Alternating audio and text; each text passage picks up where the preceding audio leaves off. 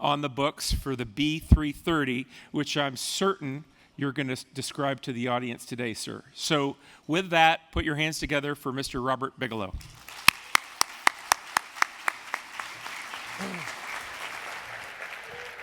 Thank you very much. Thank you. I kind of thought I knew what I was going to talk about today, but after the last panel and conversations in the hallways, I've sort of changed my mind, and so I want to probably cover three topics.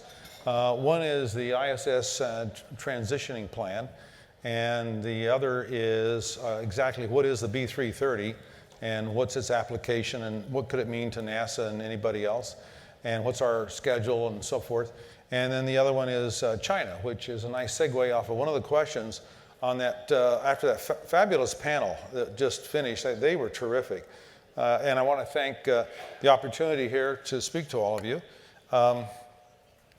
With regard to the ISS transitioning, I think that process has begun in the sense that certainly the discussions have started, the thinking has begun, and there is actually a program that's relevant, I believe, the Next Steps program, to trying to explore various kinds of structures that private companies are offering to NASA, which may be co-located with the ISS or attached to the ISS or co-located in the same inclination or even maybe a different inclination.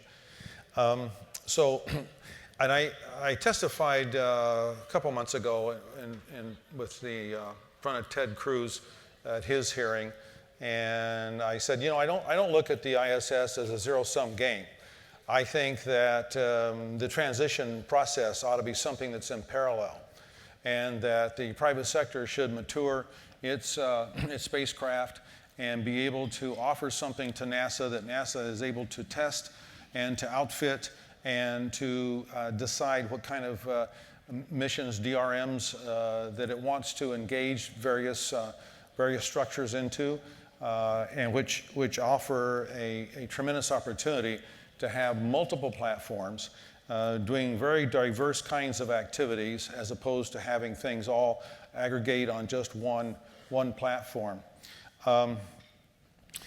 So I don't look at it as a zero-sum game. I think that this process ought to be parallel with each other, and that at some point it becomes almost anticlimactic as to the transition, because it's actually already happened, and perhaps other uses can be acquired that are practical to use from a financial standpoint and commercial standpoint for the station. I think that the station is very valuable from a cases perspective, and that I would hope and expect that NASA would still have a platform after the post-transition that would offer cases its own station, its own facility, because it serves a very, very good incubating role for NASA and for small companies. I mean, each of these topics, the station or our company or China, you'd spend a whole half hour on, and that's all I have here. So in the case of our company, what we're building, the B330, is a standalone station platform. It needs no other habitats or modules or anything. It is designed to be self-sufficient and be able to be autonomous from any other needs, any other structures at all. So, and it's 330 cubic meters. 3 of those would exceed the volume on the ISS, which is about 936 or 38 pressurized cubic meters. And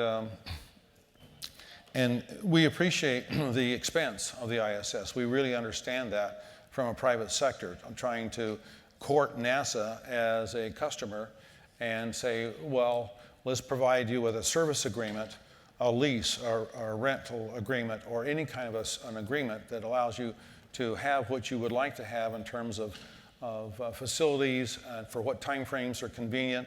And then you can decide on your own whether you want to renew it or not. You haven't written a big, huge check to buy the damn thing. You haven't done that, right? So that's our plan. Basically, we're in the part of our business plan is to timeshare, and that's part of the business that we're in. And and I was thinking while the discussion was going on here that we could provide the same amount of cubic meters for much less than an order of magnitude what NASA is currently paying based on the number that they gave you. They used a $3 billion number. I've heard various kinds of numbers. It's usually at the lowest level. But we can provide 990 cubic meters of volume for more than 1/10 that number. Okay? Now, and what's nice is that it doesn't have to be a 51.6. It can be 28.1, or it can be any inclination that is advantageous to NASA and put to use whatever mission makes sense that NASA would like it to perform under. Our particular spacecraft is generic in the sense it is agnostic as to whether it is in LEO or outside of LEO. It could function perfectly well as a lunar depot. Our technology is based on a NASA heritage. We've kind of come full circle. People talk about Mars a lot. I happen to be a lunar guy only because there's a potential business case that is attractive, and for some other kinds of reasons too that we'll talk about in a little bit. But our spacecraft was initially a concept that was created by NASA folks, and it was called the Transhab. And at that time, back in the early 90s, NASA was looking to Mars and looking to use the Transhab architecture to transport folks from Earth to Mars. And NASA's misfortune was our luck. And their misfortune was the International Station was just starting to be the dominant focus. And I think the story I always heard was that Congress did not want distractions. They wanted to just have NASA focus on the station, and in whatever the reasons were, it was beneficial to us. We acquired a license for that architecture. We made some changes and modifications to it, but basically the principles are pretty much the same. And so this type of structure is not just for LEO. And it can be outfitted to be a hospital, a dormitory, a hydroponics farm, an entertainment center, a warehouse. It doesn't matter. You know, all kinds of. We have about 30 DRM, direct reference missions, that it can be applied to, and I think there are more beyond that. Our costs will be on the first two. We are on schedule to produce our first two stations before the end of 2020, so they're ready to ship out, and there will be others in the queue, and those will be more expensive than the first ones and the ones after that, and I think our costs are going to be dramatically less, and that means that we can be more competitive and offer less cost to our customers. The beam is a great opportunity for our company to be able to have something fly on station and at the same time acclimate NASA to a soft goods system, and that to be able to test out expandable systems for habitats. And that's another reason I think that the transition has started to begun in one way or another. We use the term soft goods, and in a sense that's a misnomer. As the inflation of the beam demonstrated, it takes some oomph to be able to get it to expand.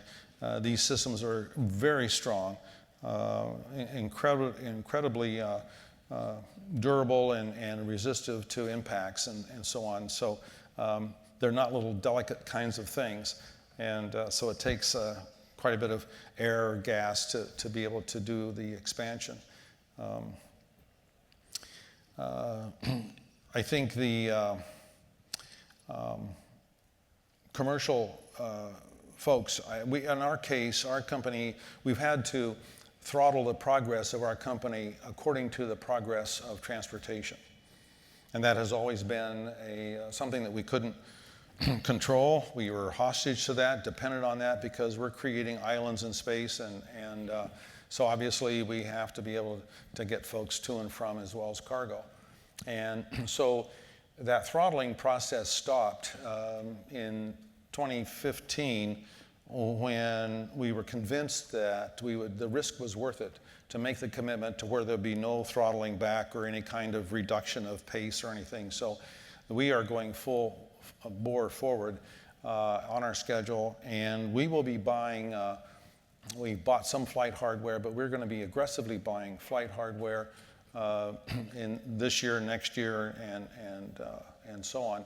And we are a general contractor and an in-house manufacturer, so we'll be manufacturing flight hardware in addition to the purchasing of flight hardware. In terms of total components, it's maybe 50-50 in terms of the total structure of the spacecraft. So we're used to contracting. That's one of my backgrounds is I'm a general contractor, and so it's a comfortable activity. And I don't know if there'll be time for questions. I was told earlier that maybe that there might be some questions at the end, so I'll kind of move along here. Yes, as I say, there's so much to talk about, and whether it's ISS transition and the plan for that and the process for that. And we're going to talk about China and the fact that really it's in a catbird seat. It has the best of all worlds. It's doing something for itself in terms of an aggressive lunar program that's very methodical. It's on track, and they have the ability to execute, and they have the resources to do that. And so they're doing something for themselves as a nation that's going to be phenomenal when they get there and they set up bases and so forth. They are a very control-oriented society, a very ownership-oriented society. We all know all kinds of examples of those things, as well as it's outreaching to all kinds of countries. And as was mentioned earlier, giving free services to Italy, at least they're promising various folks different kinds of things. So they're reaching out to the corporate world and the national world of other countries, and we're doing neither of those things. We're not doing something for us, for America, vis-a-vis the moon, in a large context, I'm saying, or are we outreaching to other countries, and so we're abdicating the leadership. We're abdicating leadership in both of those areas. And that has potentially a huge consequence for us vis-a-vis the moon. So I'm glad that subject was brought up.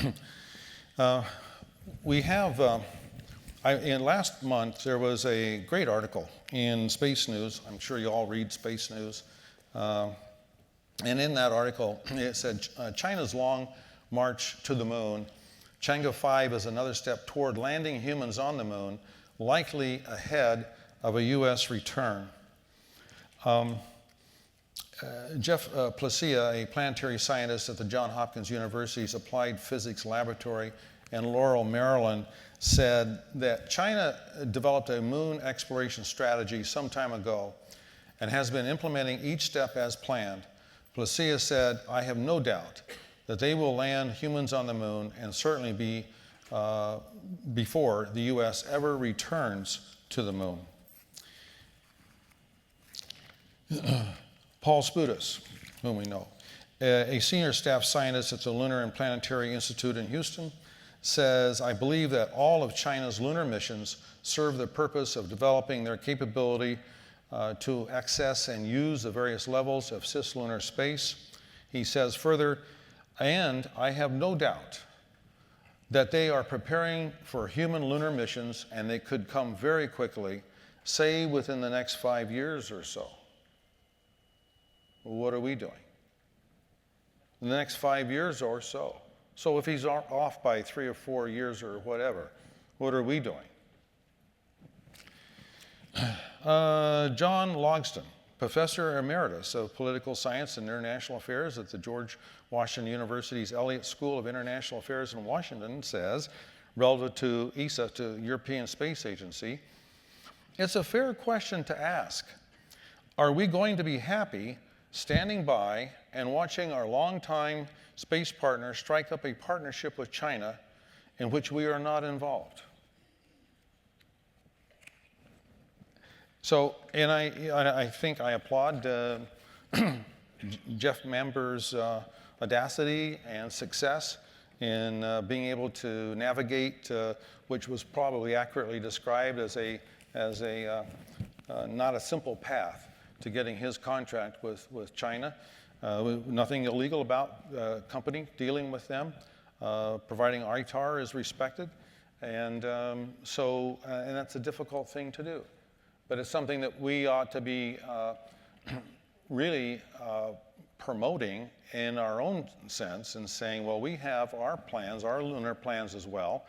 And gee, all you other countries that are ganging together now to be hosted by China, come on over here. We have all these things for you.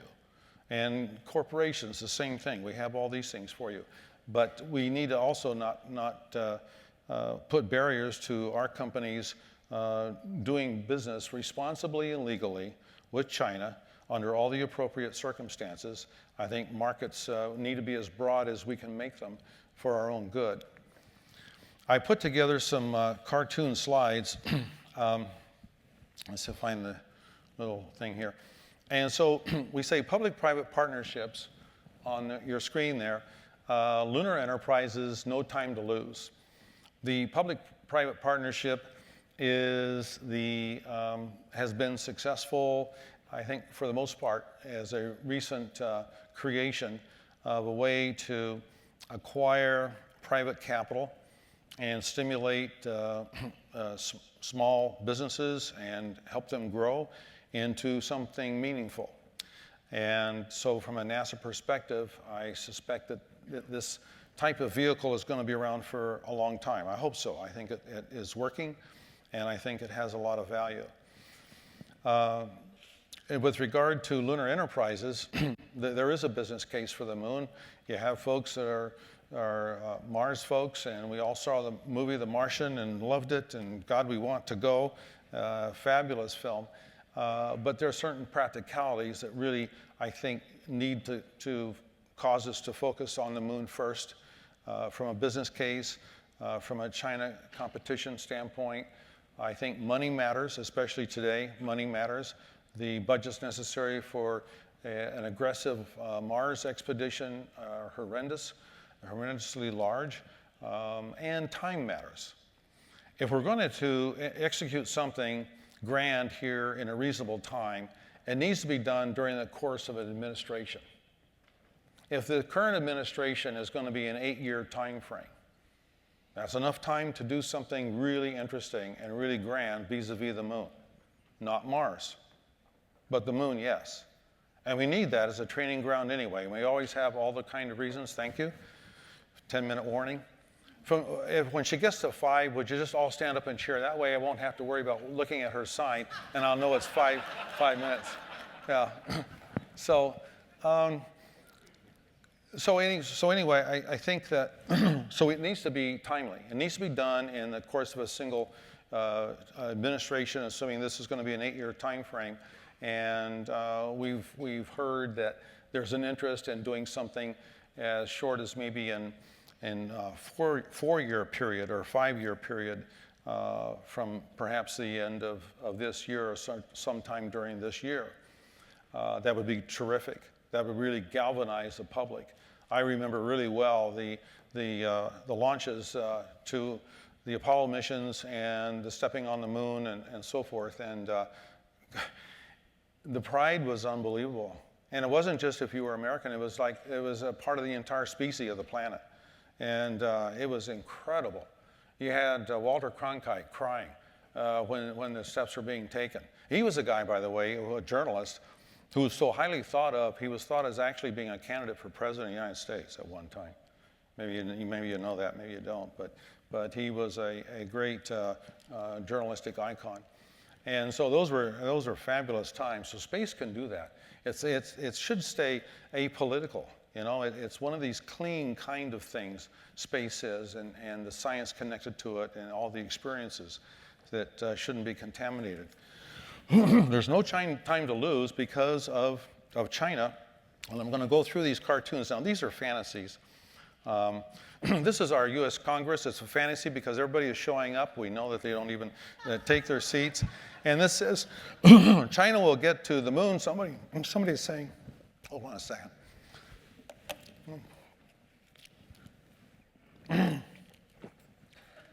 Hope I'm not coming down with a cold.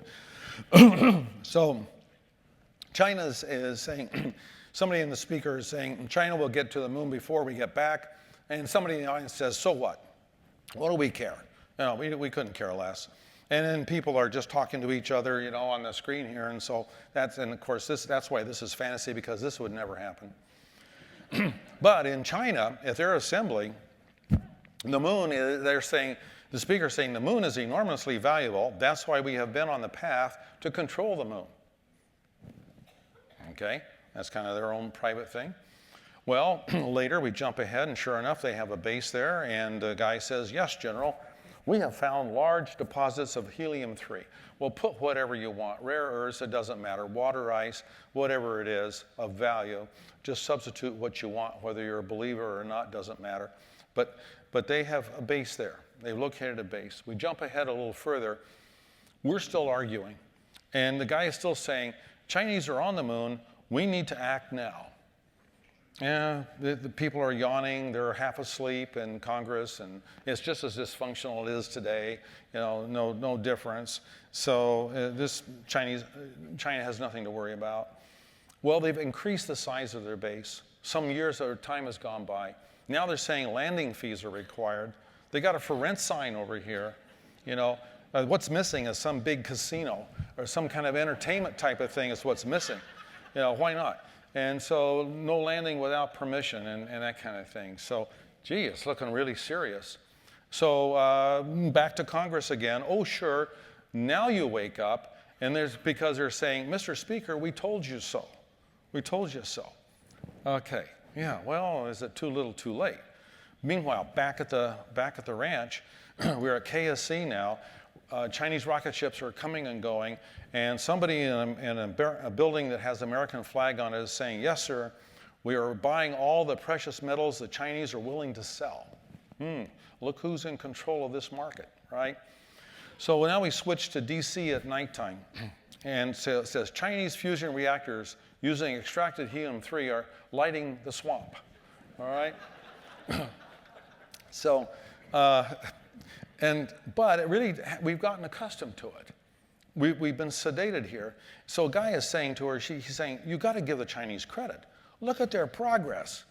A Chinese distributor is selling small package reactors for home use, and she says, wow, I want one too, let's go.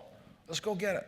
You know, so that kind of a fantasy is, of course, nothing like that would ever remotely happen. I'm sure that all of us here in the room would stake our lives right this minute that nothing like this scenario is remotely possible. Not in the least, right? 5 minutes. Okay, so it's not possible. But I'm trying to make a point that the fact is, I think that we can, if we get back to the policy discussion that was discussed here, so many important things were discussed at this last panel.